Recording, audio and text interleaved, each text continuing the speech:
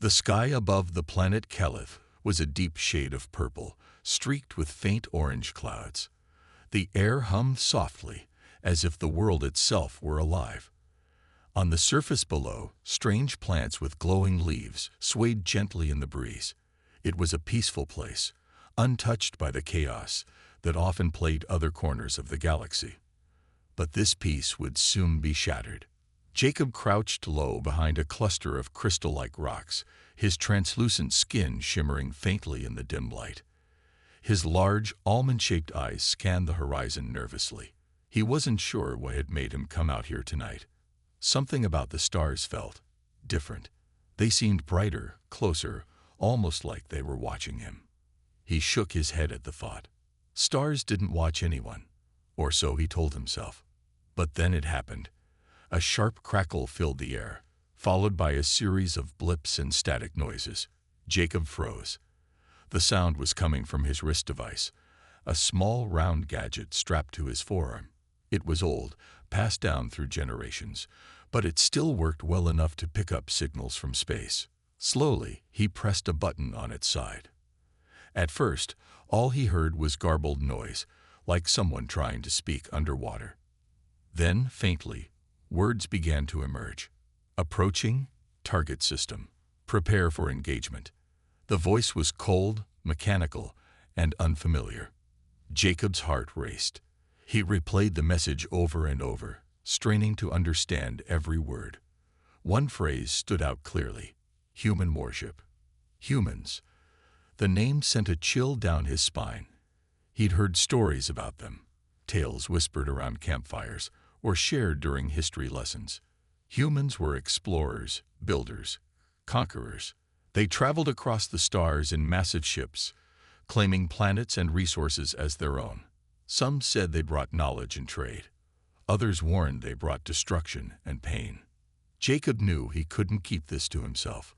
Clutching the device tightly, he sprinted back toward the village. His bare feet padded silently against the soft ground as he weaved between glowing trees and bubbling streams. By the time he reached the central plaza, sweat dripped from his brow, and his chest heaved with exhaustion. A group of elders sat gathered there, their forms illuminated by the soft light of floating orbs hovering overhead. Lyra, Jacob called out, spotting her near the edge of the circle.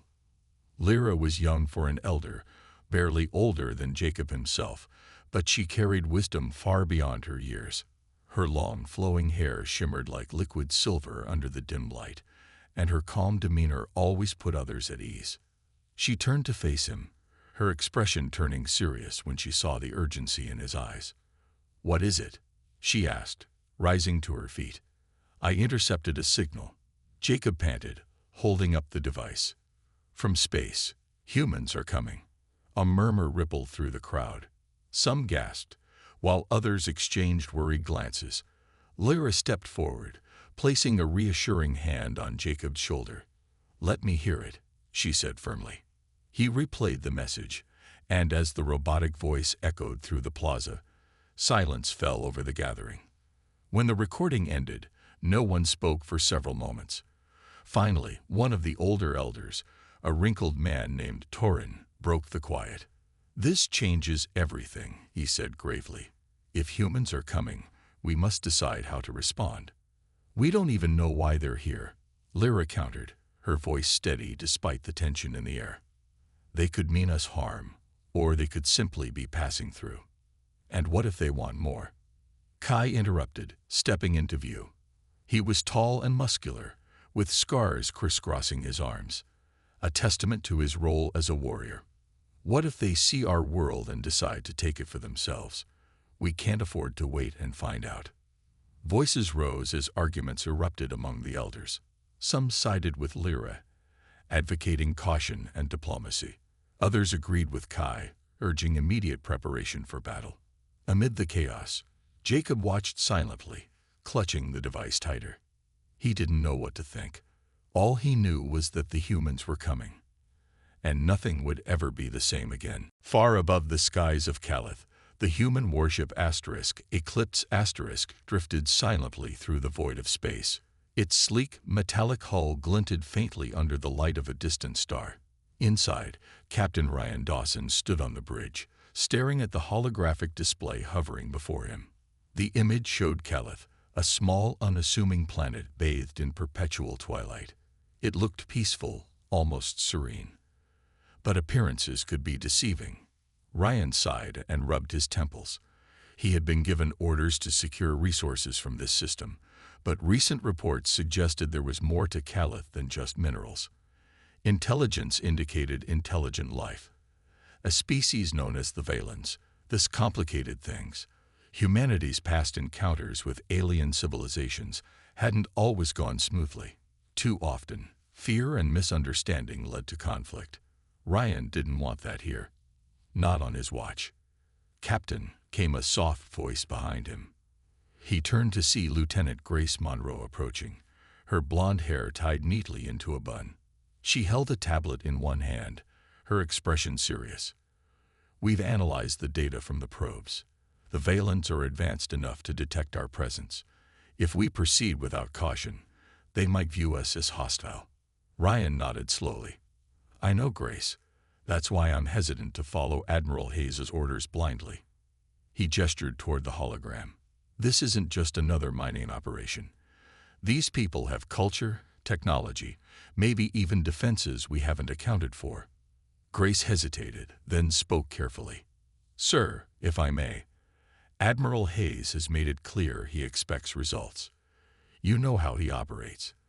Diplomacy isn't exactly his priority." Ryan clenched his jaw. She was right. Admiral Hayes wasn't known for patience or fairness. Back on Earth, he pushed agendas that prioritized power and profit over ethics. Ryan had seen the consequences firsthand. Entire planets stripped bare, their native populations displaced or worse. He didn't want Calith to become another statistic. "What do you suggest?" Ryan asked finally. Grace glanced at the tablet again. "Send a recon team. Gather intelligence before making any decisions. Show them we're not here to invade. Maybe we can establish communication, build trust." Ryan considered this. It was risky. Sending troops onto an alien world without proper clearance could get them all court-martialed. But doing nothing felt equally dangerous. "All right," he said after a moment. "Prepare Sergeant Blake and his team. Keep it small and discreet. No weapons unless absolutely necessary." Grace nodded and hurried off to relay the orders. As she left, Ryan turned back to the hologram of Calith. Something about the planet unsettled him.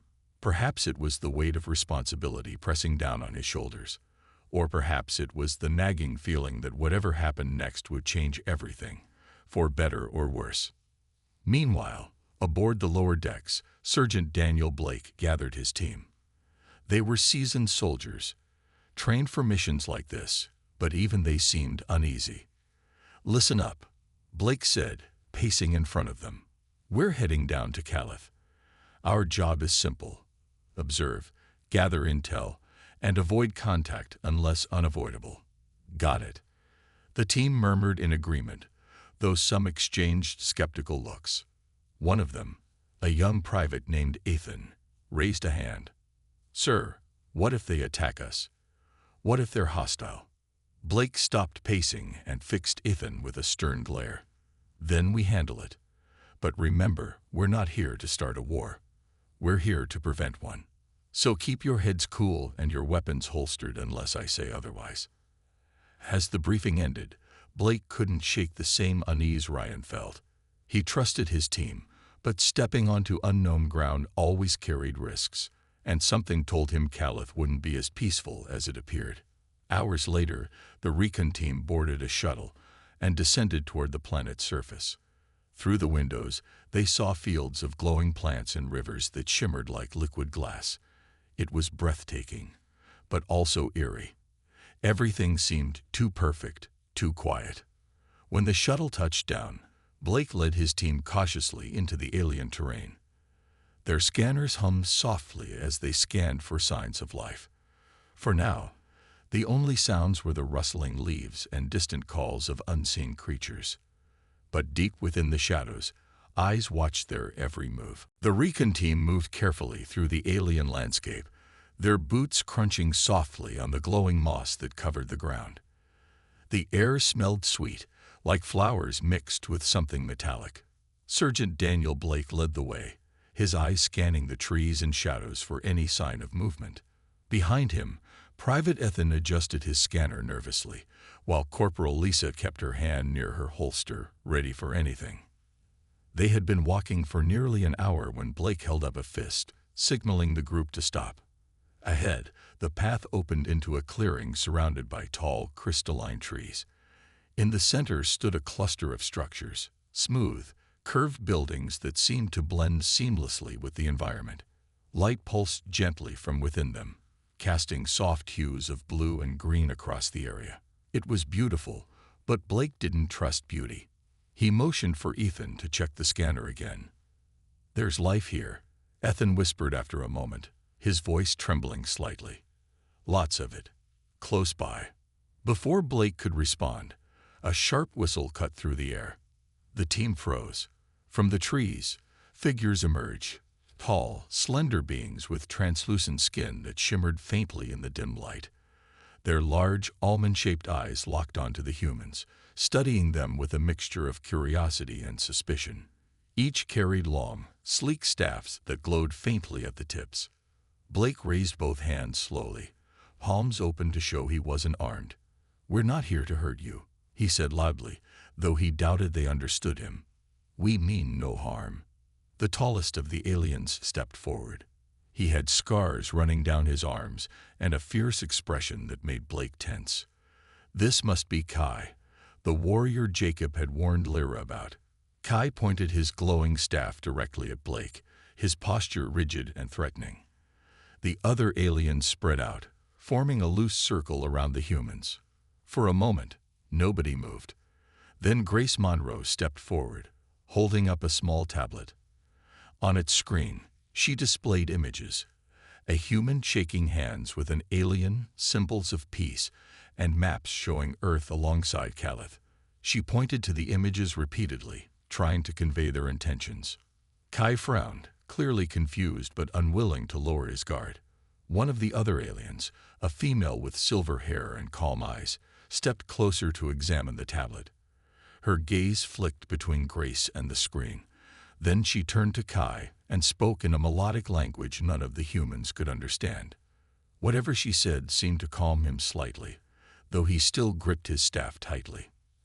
After what felt like an eternity, the silver-haired alien gestured for the humans to follow her. Blake hesitated, unsure if this was a trap, but Grace nodded encouragingly. "It's our best chance," she murmured. With a deep breath, Blake signaled for his team to comply. They were led through winding paths until they reached a larger gathering of aliens. At the center stood Lyra, her presence commanding yet gentle. She listened intently as the silver-haired alien explained the situation, occasionally glancing at the humans. When she finally spoke, her tone was firm but measured. Jacob watched from the edge of the crowd, his heart pounding. He recognized Grace immediately, the same woman who had tried to communicate earlier. Something about her demeanor reminded him of Lyra, calm, intelligent, determined. As the discussion continued, Jacob slipped away unnoticed, heading back toward the forest. If these humans truly wanted peace, he needed proof, and he knew just where to find it. Jacob moved quickly through the forest, his glowing skin blending with the dim light of the alien plants around him. His mind raced as he thought about what he had seen back at the gathering. The humans didn't act like invaders. They seemed cautious, almost nervous. But Jacob knew better than to trust appearances alone. He needed answers, proof of their true intentions. He reached the edge of the clearing where the human shuttle had landed earlier. It stood silently, its metallic surface gleaming faintly under the twilight sky. Jacob crouched low behind a cluster of glowing bushes, studying the vessel. It looked strange, unlike anything he had ever seen before. Smooth lines and blinking lights gave it an otherworldly feel. Jacob took a deep breath and crept closer, careful to stay in the shadows. As he approached, he noticed a small panel on the side of the shuttle that was slightly open. Inside, wires and blinking screens glowed softly. Jacob hesitated for a moment, then slipped inside. The air smelled different here, sharp and metallic, like nothing on Caliph. His heart pounded as he scanned the interior. There were seats, controls, and strange devices scattered around. One screen caught his eye. It displayed maps and symbols he didn't recognize, but something about them felt important. Jacob reached out and touched the screen. Suddenly, text appeared, scrolling rapidly across the display. Most of it was gibberish, but one phrase stood out. Primary objective: resource extraction. Jacob's stomach sank. So they were here for resources. He scrolled further, his fingers trembling. Then he saw it, a list of instructions labeled contingency plans. One line made his blood run cold. Neutralize local resistance if necessary.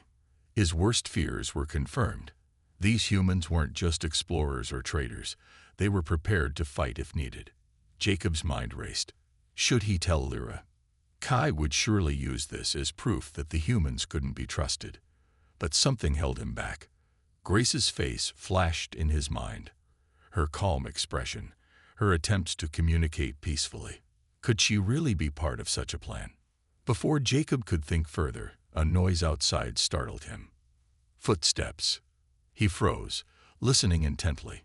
Someone was approaching the shuttle.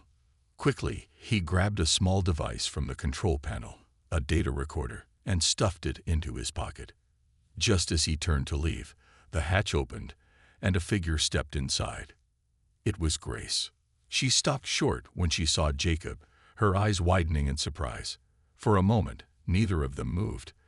Then Grace raised her hand slowly, showing she wasn't armed. "I'm not here to hurt you," she said softly, though she knew he likely wouldn't understand. Her voice was calm, but there was a flicker of fear in her eyes. Jacob hesitated, then pointed to the screen where he had found the incriminating information. Grace followed his gaze and frowned. She stepped closer, reading the text. Her expression darkened as realization dawned. "This isn't right," she muttered, more to herself than to Jacob. She turned to him, her eyes pleading. "We're not all like this. Some of us want peace." Jacob studied her carefully. There was sincerity in her voice, a desperation that felt genuine. Slowly, he pulled the data recorder from his pocket and held it up.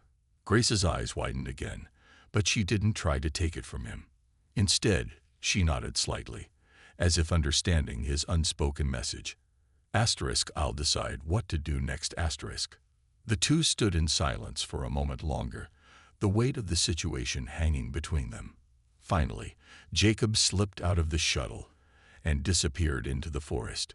Grace watched him go, her mind swirling with questions. What would he do with the data? Would he expose their mission? Or would he give her, and Ryan, a chance to prove they weren't the enemy? Back in the village, tensions continued to rise. Kai argued passionately with Lyra, insisting that the humans couldn't be trusted. "They're spies," he growled. "We should strike first before they attack us." Lyra listened patiently but shook her head. "We don't know enough yet. Acting without evidence will only lead to disaster." Kai clenched his fists but didn't press further. He stormed off, muttering under his breath. Lyra sighed deeply, feeling the weight of leadership pressing down on her shoulders. She glanced toward the edge of the gathering, hoping Jacob would return soon. Whatever he had gone to find, she prayed it would help them make the right decision. For everyone's sake. Jacob returned to the village just as the first hints of dawn began to lighten the perpetual twilight of Caliph. His heart was heavy with the data recorder in his pocket, its weight a constant reminder of the choice he had to make. As he entered the central plaza, he saw Lyra standing near the glowing orbs that lit the area. Her face was drawn, her usual calm replaced by tension and worry. Kai stood nearby, pacing like a restless predator, his glowing staff clenched tightly in one hand. "Jacob," Lyra said, spotting him immediately. Her voice was soft but urgent. "What did you find?" Jacob hesitated, glancing around at the gathered elders and warriors. He didn't want to share the information in front of everyone. Not yet. Can we speak privately? He asked quietly. Lyra nodded and led him to a quiet corner of the plaza, away from prying eyes. Once they were alone, Jacob pulled out the data recorder and handed it to her. This is from their ship, he explained. It shows their plans. They're here for our resources, and they're prepared to fight if we resist. Lyra's hands trembled as she examined the device. Her expression hardened, but there was sadness in her eyes. Is this all? She asked after a moment. Jacob shook his head. One of them, a woman named Grace, found me on their ship. She said not all humans are like this, that some of them want peace. Lyra looked at him sharply. Do you believe her? I don't know, Jacob admitted, but she seemed different, like she truly wanted to help. Before Lyra could respond, shouts erupted from the other side of the plaza. Kai had noticed Jacob's return and was now striding toward them, his scared arms tense with anger. What is this? He demanded, pointing at the recorder. More delays, more excuses to let them stay. This proves they're a threat, Jacob said firmly, stepping forward to meet Kai's glare. But it also shows they're divided. Not all of them agree with what they're doing. Kai snorted. So you trust them now? After everything we've seen? No, Jacob shot back. But I think rushing into battle will only make things worse. If we act without thinking, we'll destroy any chance of understanding them, or stopping them peacefully. Kai's fists clenched tighter, but before he could argue further, Lyra stepped between them. Enough, she said sharply. We need to decide carefully. Acting out of fear or anger will only lead to disaster. She turned to Jacob. Is there a way to use this information against them? To expose their plans? Jacob nodded slowly. If we show it to their leader, the one called Ryan, they might turn on each other, maybe even stop their mission. Lyra considered this, then turned to Kai. We'll try diplomacy one last time. But if they refuse to listen, we'll prepare for war. Meanwhile, aboard the Eclipse tensions were boiling over. Lieutenant Grace Monroe sat in her quarters, staring at the classified orders on her tablet. The words burned in her mind. Annexation priority. Local resistance to be neutralized. She couldn't believe what she was reading. Admiral Hayes hadn't just authorized resource extraction. He had ordered the complete takeover of Calith, no matter the cost. Grace knew she couldn't stay silent. She went straight to Captain Ryan Dawson, who was pacing his cabin, deep in thought. When she showed him the orders, his face turned pale with anger. This changes everything, he muttered, slamming his fist against the wall. Hayes never intended to negotiate. He sent us here to conquer. What do we do? Grace asked, her voice trembling. If we follow these orders, we'll betray everything we stand for. Ryan's jaw tightened. We don't follow them. Not anymore. He stood up straight, determination hardening his features. I'm taking back control of this mission. We'll expose Hayes' corruption and protect Calith, if it's the last thing we do. But Ryan's decision wouldn't go unchallenged. Commander Eric Cole, loyal to Admiral Hayes, caught wind of the mutiny. He confronted Ryan on the bridge, his voice cold and threatening. You're making a mistake, Dawson. Defy Hayes, and you'll lose everything, including your life. Ryan met Cole's gaze without flinching. Then so be it. I didn't join this fleet to become a tyrant. As the two men faced off, the crew watched anxiously, unsure whose side to take. The fate of the Eclipse and Calith hung precariously in the balance. The tension aboard the Eclipse reached a breaking point. Commander Eric Cole's face twisted with fury as he glared at Captain Ryan Dawson. You're throwing away your career, and maybe your life, for these aliens. He spat, his voice dripping with disdain. Ryan didn't flinch. He stood tall, his hands gripping the edge of the control console behind him. This isn't about aliens or humans, he said firmly. It's about doing what's right. If we follow Hayes's orders, we become no better than conquerors. Is that who you want to be? Cole sneered but didn't answer. Instead, he turned to the crew gathered on the bridge, his eyes scanning their faces. Listen to yourselves, he barked. You're willing to mutiny for creatures you don't even understand. Creatures who might turn on us the moment our backs are turned. The room fell silent. Some of the crew looked uneasy, while others exchanged uncertain glances. Grace stepped forward, her voice steady despite the weight of the moment. We've seen how they live, she said. They're peaceful people trying to protect their home. What gives us the right to take that away from them? Cole scoffed. Sentiment won't save us if Earth demands answers. You think the Council will care about some glowing plants and strange beings? No, they'll see this as weakness. Ryan cut in before the argument could escalate further. Enough, he said sharply. I'm not asking anyone to choose sides blindly. But I am asking you to think about what kind of future we want, not just for humanity, but for everyone. He paused, letting his words sink in. Then he added, if you're with me, stay. If not, leave now. I won't force anyone to stay on a ship that doesn't share my vision. For a long moment, no one moved. Finally, Grace stepped closer to Ryan, her loyalty clear. One by one, other crew members followed suit, forming a loose circle around their captain. Cole watched in disbelief as his support dwindled. With a final glare, he stormed off the bridge, muttering threats under his breath. Back on Calith, chaos erupted when Kai led a group of warriors in a surprise attack against the human landing party.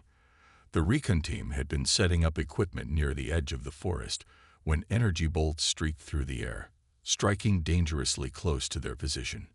Sergeant Blake shouted orders, urging his team to take cover behind rocks and trees. Grace was caught in the middle of the chaos, her heart pounding as she scrambled for safety.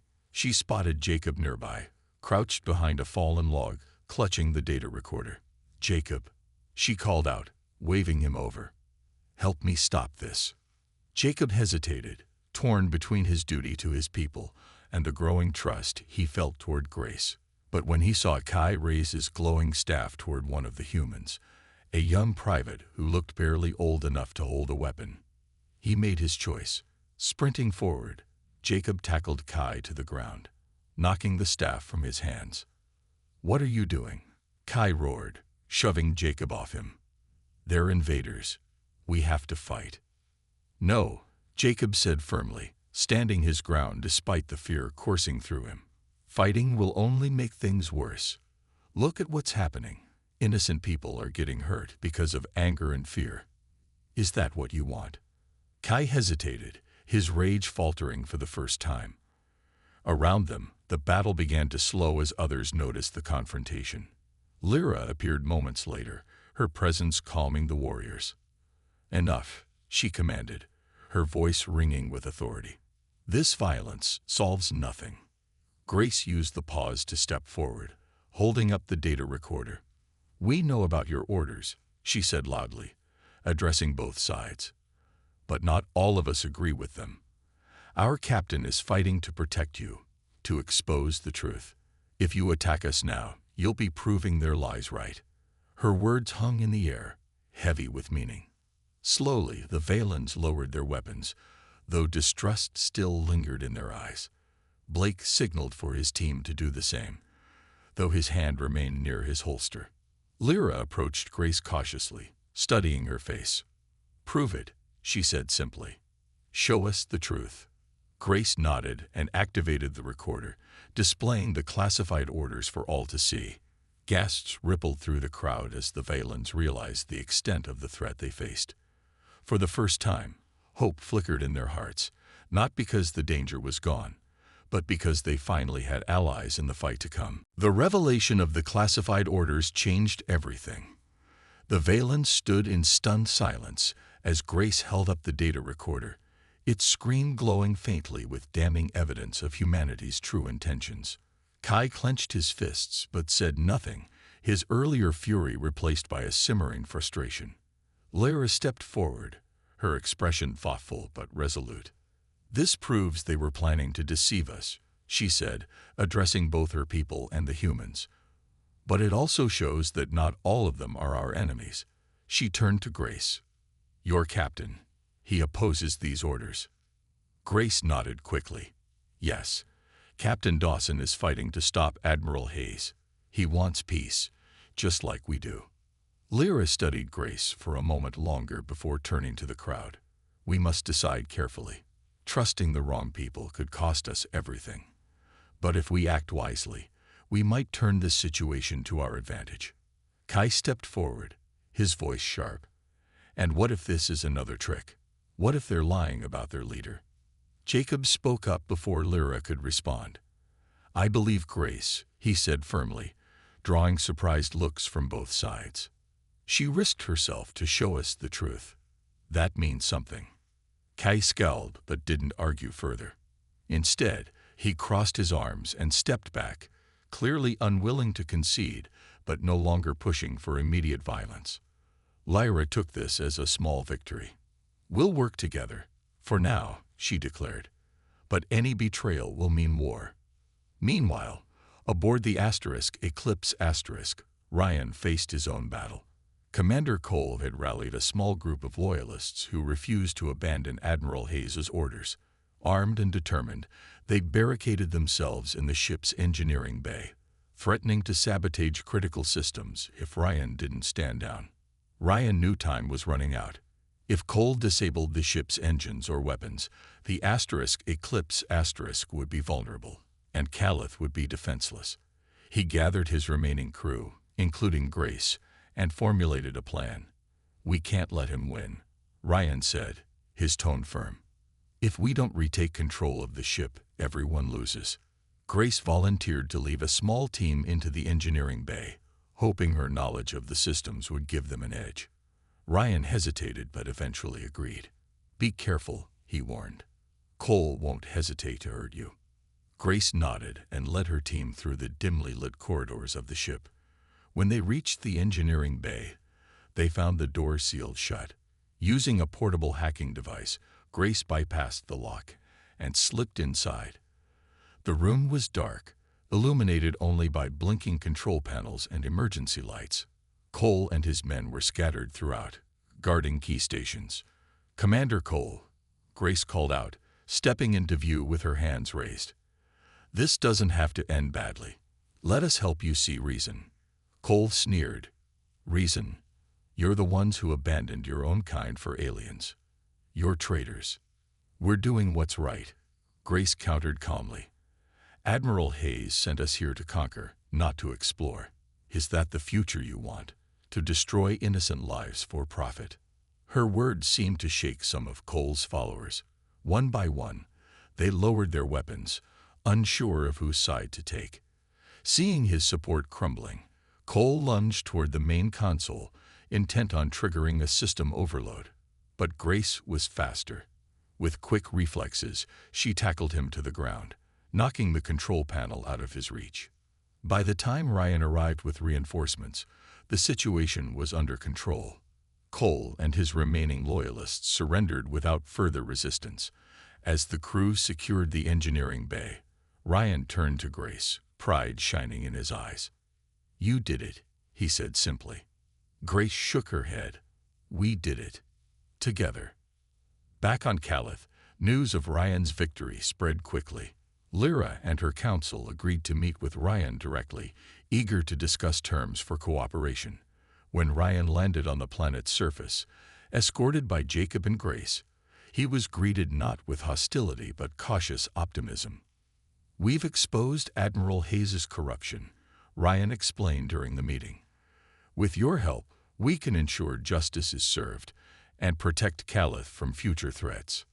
Lyra nodded slowly, her trust growing. "Then let this mark the beginning of a new alliance, not just between our peoples, but between all who seek peace." As the sun began to rise over Calith's glowing horizon, hope flickered in the hearts of both humans and Valens. Though challenges remained, they faced them united. A fragile yet powerful bond, forged in the crucible of shared struggle. The days that followed were filled with hard work and cautious optimism. On Calith, the Valens and humans worked side by side to repair the damage caused by the brief conflict. Trees that had been scorched by energy bolts were carefully tended to, their glowing leaves slowly regaining their natural shimmer. Cracks in the smooth, curved buildings were patched using materials brought from the Eclipse Asterisk. The effort was small but symbolic, a gesture of goodwill between two very different peoples. Ryan stayed behind temporarily to oversee the repairs, his presence a reminder of humanity's commitment to making things right. He spent much of his time speaking with Lyra, sharing stories of Earth, and learning about Calith's unique culture. Though they came from different worlds, they found common ground in their shared desire for peace. "We've made mistakes," Ryan admitted one evening as they walked through the forest. "But I believe we can learn from them and do better." Lyra smiled faintly, her silver hair catching the dim light. "That's all anyone can ask for, to try." Jacob also grew closer to Grace during this time. They spent hours exchanging knowledge, teaching each other about their respective languages, technologies, and ways of life. One day, while examining the stars through a simple telescope Grace had set up, Jacob turned to her with a serious expression. "I want to go to Earth," he said suddenly, "to see it for myself, and to help others understand who we are." Grace looked at him in surprise. "Are you sure? It won't be easy. Some humans might not accept you."